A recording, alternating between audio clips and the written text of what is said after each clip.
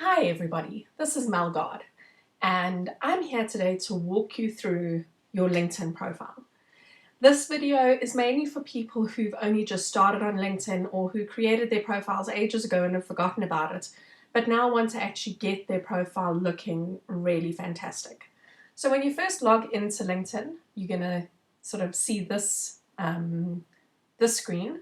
And what you can do just on the left-hand side here where you see your name and your picture, or underneath here where it says me, you can then click on view profile. Now my profile is quite complete, so you might not have everything on here that you're seeing on my screen, but that's what you're going to be doing. You need to try and get it as complete as possible. So the first thing right at the top is your profile picture and your cover image. So now obviously this is not the place for you to have, bikini selfies unless you're a bikini model. If you're an accountant sitting in a Hawaiian shirt might not be in your best interest. So rather go for something that is professional. If you can have pictures that reflect you in your environment doing what you do, then that is absolutely perfect. The most important is this profile picture, but having a cover image as well is a good idea. So if you click to edit, it'll tell you the dimensions of what is best for you to have. So play around with that. You don't need to have a professional photo shoot, just a really good photo from your phone, as long as you are looking decent and professional. This next section is very important. Obviously, this is your information about you. So your first name, your last name. If you had a former name, so I'm married and I took my husband's name, so I have both of mine in there.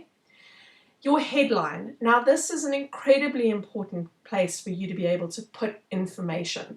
This is what comes up most often, so you need to put things here that will entice people. Now, generally on LinkedIn, you are going to fall into one of three categories. You are going to be in sales, so you are going to try to be getting sales through LinkedIn. You are going to be trying to find a job through LinkedIn, or you are representing a company. And what you need to do is you need to complete your profile with that in mind. So you need to think, okay, if I'm trying to get funding for a project, if I'm trying to make sales, what are the questions that people have? What are the things that are going to be top of their mind? And you then need to try and add that into your profile to spark interest. One of the things that very few people realize is that you can use emojis in your headline. The easiest way to do this that I found is if you have WhatsApp on your desktop, or you can type it up in WhatsApp on your phone and then copy and paste it into your headline section, and the emojis work brilliantly. They really do stand out. If somebody's looking through a list of people, their eyes are drawn to those little sparks of color in that list. So using emojis in your headline is a great idea. The next section that you have is your positions. So if you click on add new position, it'll actually bring up all the position options that you have. Now you should add all of the positions that you've ever held. So you might actually have been at a company for 5 or 10 years, you might have had 3 or 4 positions within that company. So you should update the information. For company, if the company exists on LinkedIn and is verified, you will see that the little logos come up. So you really want to associate yourself with that company if you did work there, and complete all of that information. If you have other positions, it will show up all of them, and you can then say, right, these are the positions that it says that you currently hold. Do you still hold them, or do you want to change them? At the bottom here, you'll see it says share with network.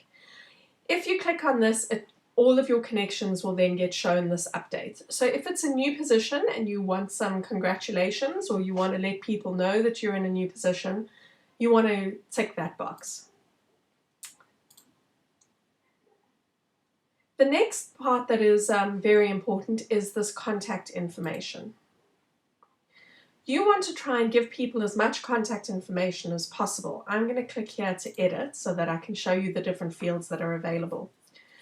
So you can pop your website URL in here, and you can have more than one website URL. So you can put your blog, your personal blog, you can put inside pages in your website if you need, if you want to create some more links. The phone number, your address, your email address, if you're on Twitter, if you're on Skype, and then you can add in your birthday, and you can say only visible to you, but it's always nice to have people saying happy birthday to you. So once you've updated all of your information, you're then going to move on to your About section. Now, your About section is incredibly important because this is where you are going to tell people who you want to connect with. So your first paragraph should be about what opportunities you really want that you're seeking. Because mine is more looking for opportunities as a speaker, it needs to be a little bit more creative and a little bit more interesting. But if you are looking for, it's always better to tell people straight out, this is who I'm looking to connect with and this is why. And then to explain what are the highlights of your career thus far. So have you got any achievements? And then the last paragraph, what makes you unique? What makes you different to everybody else that they might be looking at? In addition, I've also popped in at the bottom my specialities, just because I think it's good to get those out there sort of right at the start. I'm going to move past this featured one because that's something you can do once your profile is actually up and running. Your experience. This is where you would add in your past positions. This isn't for education. This is for positions that you've held. So you can see that I've got in here Professional Speakers Association, KZN Women in Business, BNI, anything where you've held a previous position. Put that information in there. Education, if you have been to a tertiary institution that is on LinkedIn, you can add that in, and it's very important to put that in, especially if you're in a professional position where people want to see what your history is and what your education is. If you have any licenses and certifications, I need to update mine because some of them have expired and I need to put the new expiry dates. But you can pop any of your certifications in there. Skills and endorsements. This is also a good thing to add in, where you can pop in the different skills that you have. And you can always add new ones, ask to be endorsed for them. But far more important than that is recommendations. So you can ask for a recommendation from somebody who is your contact. So if you click on ask for recommendation, who do you want to ask? So I'm going to have a look for one of my clients. So I'm going to say, right, this client, relationship, Louise is a client of mine. My position at the time, I'm going to say insert marketing consultant. Now, the important thing with LinkedIn, and this goes for any time you're making connections, making any kind of requests, you want to try and personalize it. Asking and being specific about what you want to get back is going to get you further. So instead of, hi Louise, could you write me a recommendation? I'm going to say, hi Louise, could you write me a recommendation? It would be great to know the impact that WSI's marketing has had on the SNA generators business.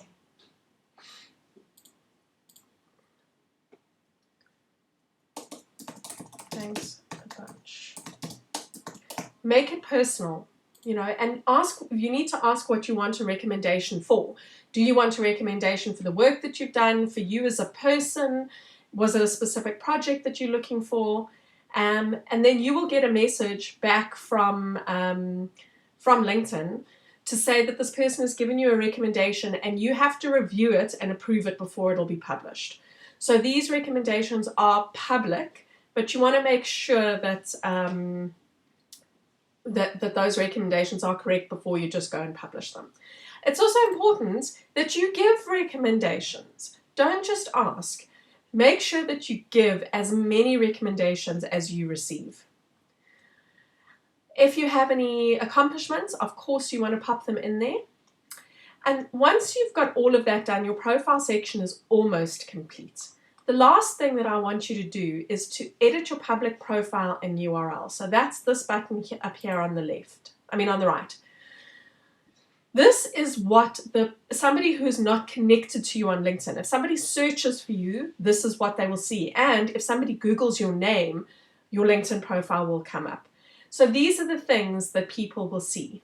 So you need to have a look here and see if you are happy with what is appearing.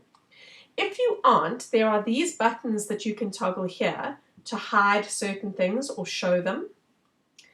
And what you can also do is you can say your public profile's visibility. So what do you want to be public? Your profile photo? Do you want it to only be visible to certain people, or do you want it to be public? The other thing that is very important is to change this URL. So basically what happens is that LinkedIn will give you a URL that will have a whole bunch of numbers and letters in it. But you can change it, edit it, so that it's easy for you to send a link to your LinkedIn profile to somebody. Don't you want to connect with me on LinkedIn? Here is my profile URLs that you can connect so that it's easy. You can only do this once you have a certain number of connections. You won't be able to do it. I can't remember the number. I think it might be 10 or 20. So don't try to do it straight away. And if you come here and you don't see it, it's probably because you don't have enough connections. Once you've gotten to that point, then you are pretty much set for your LinkedIn profile. So get it up to date and then start connecting with people. Who should you connect with? You should connect with people who you went to university with. You should connect to people who you have worked with on any of your previous jobs. You should connect with your current colleagues. And then you should start looking to connect with people who you feel that you could have a meaningful impact on. If you're only going to connect with people that you want to sell to, you are going to get a lot of people who will reject that connection. It's called, you click on the button that says, I don't know this person. It's called an IDK. And if you get too many IDKs, LinkedIn will block your profile and it will stop sending out requests. So you need to be careful and strategic with those requests, so that you're sending out enough that are being accepted and, not taking too many chances on people that won't accept it. I hope that this has been helpful. If you have any questions, you can pop them into the comment section underneath this video, and I will answer as many of them as I possibly can. Have a fantastic day. Bye.